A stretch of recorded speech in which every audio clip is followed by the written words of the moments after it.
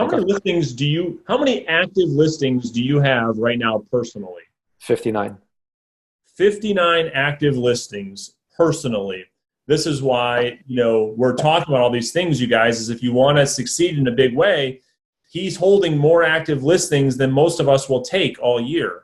And so 59, and then how many usually go pending every month? That's actually a low number, Brendan. Right now, this year has been a challenge, and it's just this stuff is selling so quickly. So it's been tough. I'm typically around 80. 80 is what my inventory typically is. 80 active listings at 80 any active is what my number is typically. So right now, between sellers and buyers, we have 30 pending right now. Got it. Out of those, I think 20 are sellers, and then 10 are buyers. Got it.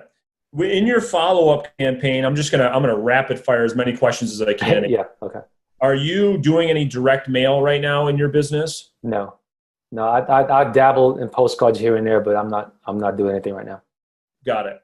And then what does your week look like? As far as when you were building the business, number of contacts, appointments met, things of that nature, listings taken. What does an average week or a month look like for you from an activity standpoint? You talk about right now or when I was building a business? When you were building it up. My first year? Yeah, first year or two. So my first year, I had no clients. So I'd come in, prospect 8 to 11, go out and get some lunch, come back, prospect 2 more hours, go take another break and come back and prospect 2 more hours. So I was pretty much prospecting all day, 5 days a week. I'd call on evenings because evenings are huge in getting people to respond to the phone. That's the best time. Like if you're not going to prospect at all and just want to do 2 hours, do 4 to 6 or 5 to 7. You're going to get most people pick up the phone. But that's a tough time to commit to and do every single day because there's so many distractions. That's what most people do the mornings. Things come up. So as you were building your business, you were doing 2 hours, taking a break, 2 hours, doing a break. And how many were you doing, 6 hours of calling a day? Yeah, somewhere in that range. I was doing around 60 contacts a day. And then, but that was when I had nothing going on. Now, all of a sudden I set an appointment that takes away from prospecting, right? I set 2 appointments. Before you know it, I've got clients, I've got appointments. I can't do it all day long. So what the foundation is 8 to 11, Monday through Friday, period. I still do that now. We do that religiously. No ifs, ands, or buts. Hold on. Let me pause. Did you guys just hear what he said? This man has 59 active listings. 59. 30 pendings. And Joe Bennett, he's prospecting from 8 until 11, Monday through Friday. No ifs, ands, or buts about it. Most of us, Abe, have 1 listing and 1 pending, and we can't prospect that long because we got too much going on. Yeah. Tell us how in God's name are you able to prospect 8 to 11 with 90 clients you're managing? I mean, most of these people, let's be honest, most people won't sell 90 houses in 10 years. You're managing that right now. That's the truth. So how are you able to do that? Again, it comes down to how bad do you want it? It's really that simple. How bad do you want it? So if you want to be successful in this business, okay, you don't make money off the service, right? The service is selling homes. We don't make money off the service. We make money off of selling the service. So we make the money off of selling ourselves, right? 8 to 11 goes in my schedule before, well, that's not the first thing. The first thing that goes in my schedule is fun time. Like, okay, I schedule my vacations. I schedule my runs. I do a lot of running. That goes into my schedule first. Secondly, whenever I'm not doing that stuff, the next thing that's in my schedule is my 8 to 11 that never, ever, ever changes. What that means is, Brandon, if you call me right now and say, Abe, I want to list my home. I need you to come to my home tomorrow at 9 o'clock. My answer is no. Look, I've got a couple of office meetings at 9 a.m. I can meet you at 11:15. Can you do that? Okay, 95% of the people will say yes. 5% are going to say no, and I'm going to lose some deals. Okay, but I'm okay with losing that deal here and there because I'm not going to allow someone to sabotage what my money maker is. That 8 to 11 is my generating. That's where my money, that's where my income. That's what gives me the flexibility to go out and travel and run and do whatever I want to do whenever I want to do. So I'm not going to allow anybody to disrupt that. Okay, what most agents will do, if you call them and say, hey, can you come to my house at 9 o'clock? They say, oh yeah, sure, I'll be right there. right? And so yes, you go there and you may or may not get the listing. You do that a second time. Before you know it, you've disintegrated the mindset of how important that generating time is. And to me, that's the most important thing. If you really want this, okay, and really want it, that has to be the most important part of your day. That never, ever wavers. Now, how would you coach an agent, Abe, that is saying, Abe, I'm doing that, I'm just not getting any results? Because they don't understand, Abe, that what you understand and what some of us understand is that it takes 90 days, 4 months, 5 months, 6 months to really get into momentum phase. So an agent that's not in momentum phase, how do you coach an agent that's doing that but not getting any appointments and not getting any listings and saying this shit doesn't work? Well, so, I mean, it depends on expectations. Like, so what are you expecting? You expect to start the business today and get on the phone and actually get some listings? I mean, it's not going to happen. So your expectations, what are your goals? If you're a brand new agent, your goal is just make the contacts, period. So number one, make sure you're not inefficient with your time. That means that you don't call somebody and they say no and you hang up the phone, then you check your phone on Facebook and then 2 minutes go by, then you dial another number. I'm talking about like robotic. I'm talking about click, dial the next number, click, dial the next number. That's the first thing. Second thing is having more than one intention. Of course, the first intention is actually see if they're interested in doing business now, but if not, monetize that, put them in your database. So when you start doing things like that, it doesn't feel like you're wasting time. It doesn't feel like that there's no results. The results are there. I'm building a database, right? So no matter what your skills are, go out and make 100 contacts tomorrow. You're going to get a listing. Got it. Period. No matter, I mean, 1%. If your skills are none, you're a brand new agent. You can stand in front of Walmart, and as people walk by you and say, "Hey, I'm a real estate agent. You want to sell your home?" You talk to 100 people or so, somebody's going to say yes. It's just a numbers game. So know that and have some expectations. Have the right expectations, and then of course over time your skills are going to get better. So now you talk to 100 people, you get 2 listings. You talk to 100 people, you get 4 listings. You get to be one of the top agents, you talk to 6 people, you get a listing. Yep. Right? But again, it's what your expectations are and what your definition of a waste of time or no progress is. To me, building a database is progress. Yes, you're not going to see money up front. The checks aren't going to start rolling in from day one in a business. If that's what your expectations, then whoever's guiding you is not telling you the real deal. Right? Know what you're getting into. Yeah, I love it. Now, a lot of agents are that lately in my group here are saying, "Hey, I'm calling for 3 hours, but I'm only having 10 or 15 conversations." At which I always respond with, "How focused, to your point, are those 3 hours? Are you using a dialer? What is your focus like, your discipline in those 3 hours that allows you to have so many conversations?" Yeah, so you got to look at it as listings per minute that you spend on the phone, right? If you're calling for 3 hours and making 15 contacts, then you better have had some really good conversations with those 15 people. So that's okay to have only 15 contacts if 8 of them were actually really good conversations and 3 of them are appointments, right? So it depends on what the conversations consist of. My first 3 months, dude, I could make 60 contacts in an hour and a half. You know why? Because people were hanging up at me at hello. Like I couldn't get past the introduction. I was so bad. Right? So it's not always about how many contacts you make. It also depends on what the quality of those contacts are.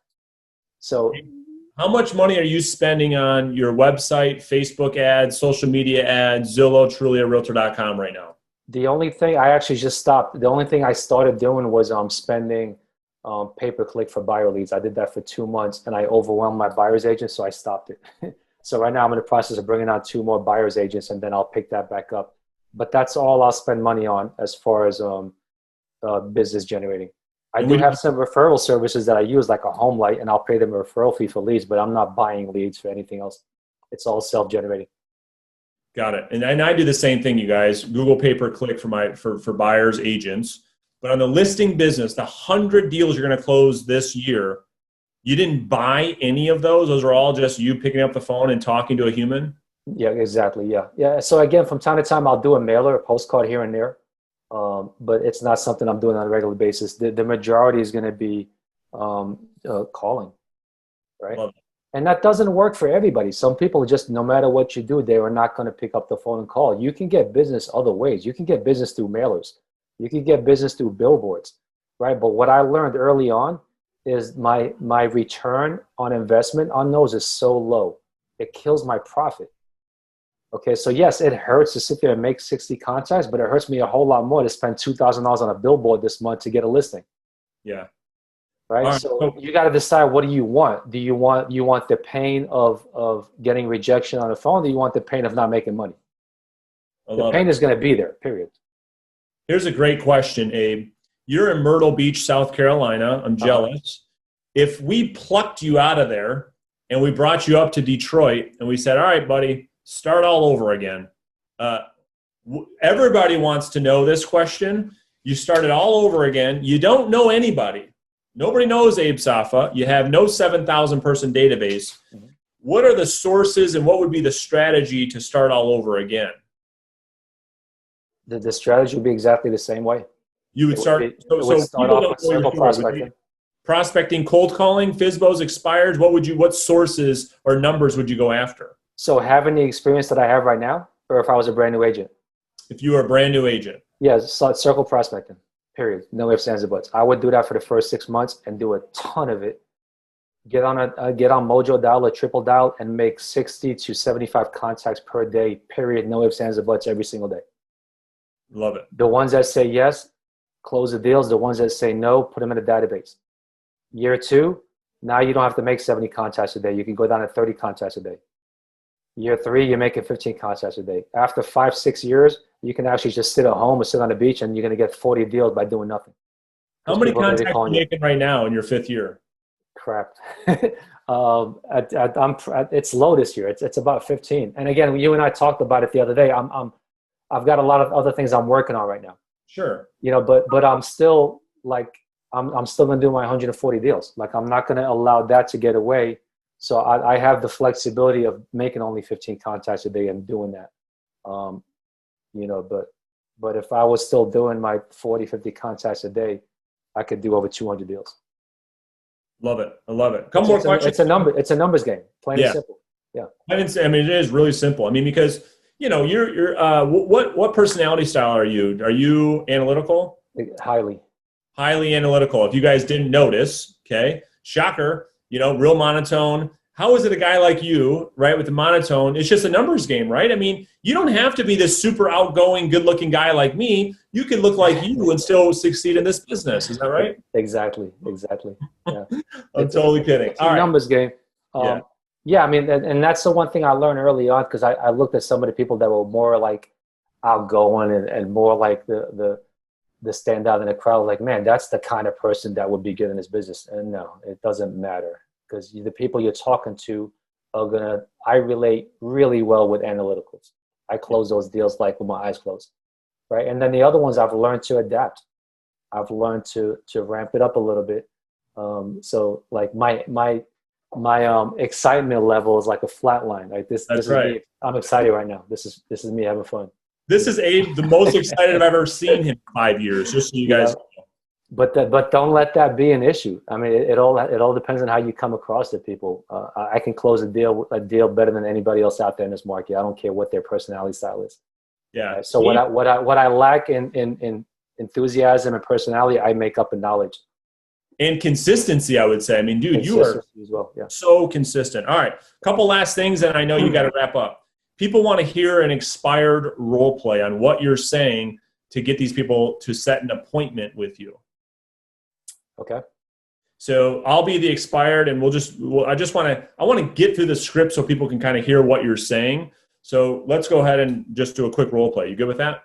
Absolutely. Okay. Ring, ring. Hello. Hey, Brendan. This is Abe Safa with Century 21 Harrelson Group here at the beach. How are you this morning? Doing good, Abe. Excellent. Hey, look, I know you're probably getting a million phone calls already. Just wanted to reach out to you real quick. I noticed your home just came off the market. I was actually a little bit surprised because everything else around there has sold. What's going on with that? You still looking to get that sold? Oh, Obviously we're getting a lot of phone calls. We're pretty frustrated. I don't know. We might be taking a break from the market.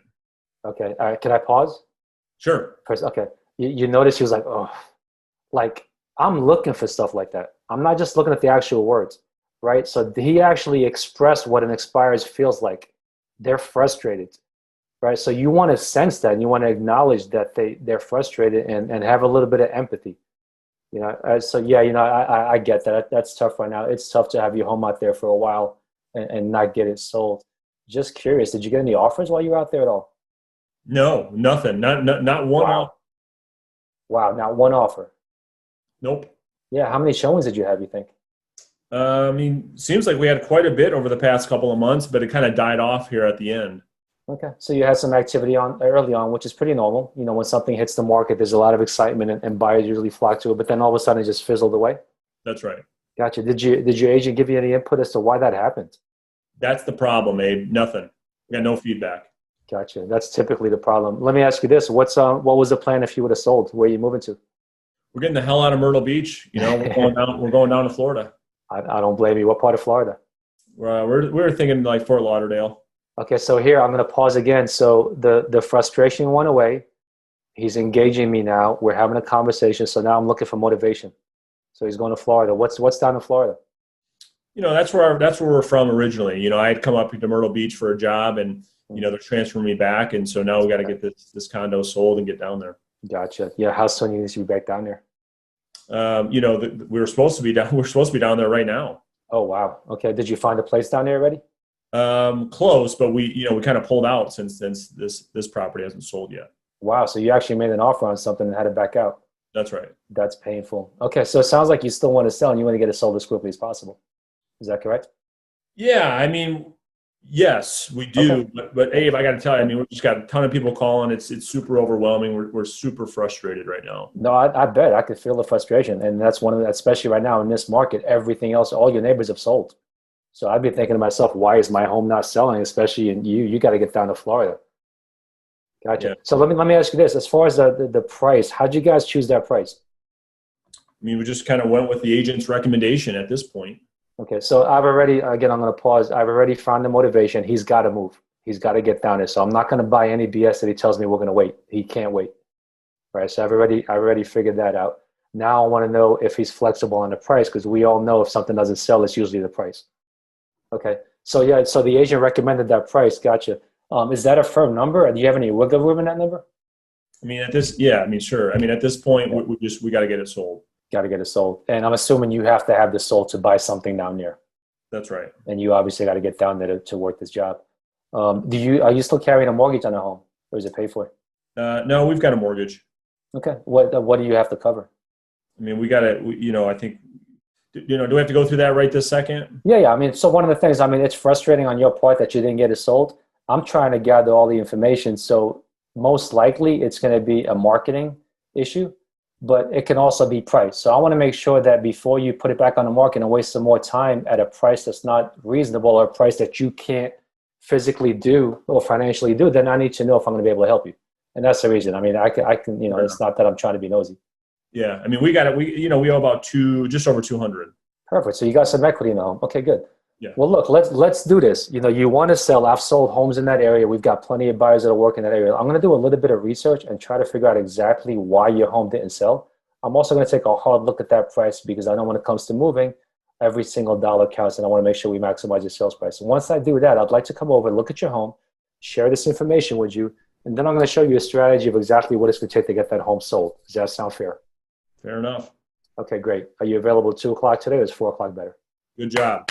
So you guys, just confident. He knows the script inside and out. Last 2 questions. Certainly you're selling a lot of homes. You must be just discounting your commission left and right to get all those deals. Am I right? No. I'm not going to lie to you and say I never discount. There's going to be occasions where I do, but no, I'm not going to, the same way I wouldn't ask someone to underprice their home, I'm not going to underprice my services. What percentage of your deals will you get a 6% versus a 5%, and what's the lowest you'll be willing to go? 95% of my deals, this is not an exact number I'm estimating. I'd say 95% of my deals are 6%. There's his analytical. 95.66, 247%. Okay, so about 90. And that's a guess. Yeah, 95% are 6%, 5% are at 5%.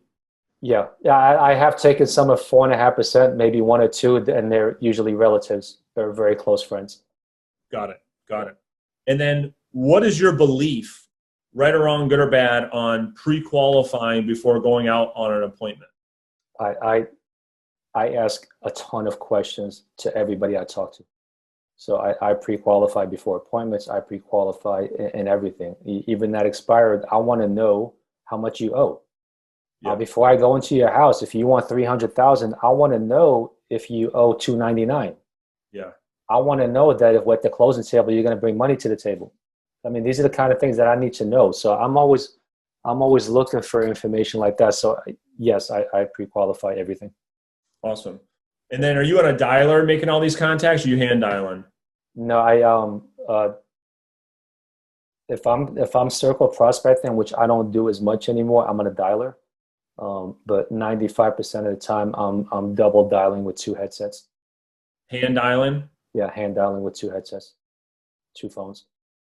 Love it, the old school way. Yeah, well, very good, Abe. This has been great. I think we could probably sit here and pummel you with questions for 6.5 hours, which I know you don't have time because you got 59 listings to go sell. So I think what we're going to do, Abe, is I'll get some feedback from the group.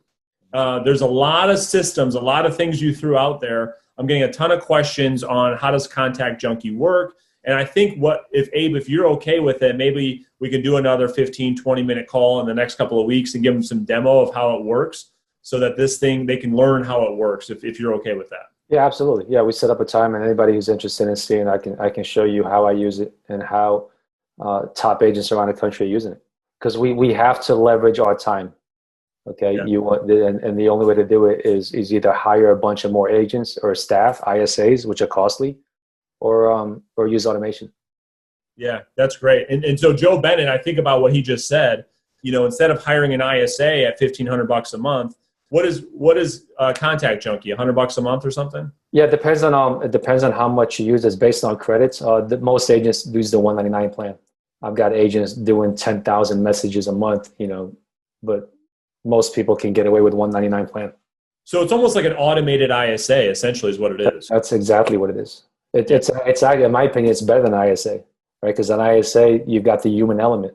You've got the days where they don't feel good. You've got the days where I just don't feel like having another question. They got the days where they give up much easier. Automation, it's consistent, dude. Every single time. There's no ifs, ands, or buts about it. It's great. You guys, this call is going to be recorded. We'll post it back in the Facebook group. You guys will have it by tomorrow. And make sure you go watch this over and over again. And I think we've got some more exciting guests coming for you guys very, very soon. I think we've got Kevin Mills, Abe, from your office coming to talk to this group next week. That'll be a good one.